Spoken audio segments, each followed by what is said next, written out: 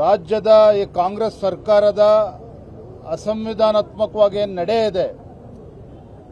ತನ್ನ ಗ್ಯಾರಂಟಿಗಳನ್ನು ಅನುಷ್ಠಾನ ಮಾಡುವ ನಿಟ್ಟಿನಲ್ಲಿ ಏನು ಅಧ್ಯಕ್ಷರುಗಳನ್ನು ನೇಮಕ ಮಾಡಿದ್ದಾರೆ, ಚೇರ್ಮನ್ಗಳನ್ನು ನೇಮಕ ಮಾಡಿದ್ದಾರೆ.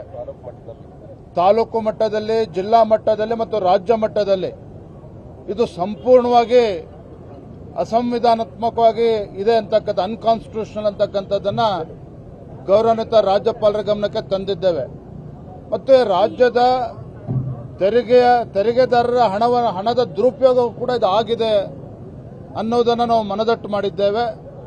ಮತ್ತೊಂದು ಕಡೆ ಶಾಸಕರ ಹಕ್ಕನ್ನು ಮೊಟಕುಗೊಳಿಸತಕ್ಕಂಥ ಕೆಲಸವೂ ಕೂಡ ಈ ಗ್ಯಾರಂಟಿ ಅಧ್ಯಕ್ಷಗಳಿಂದ ಆಗ್ತಾ ಇದೆ.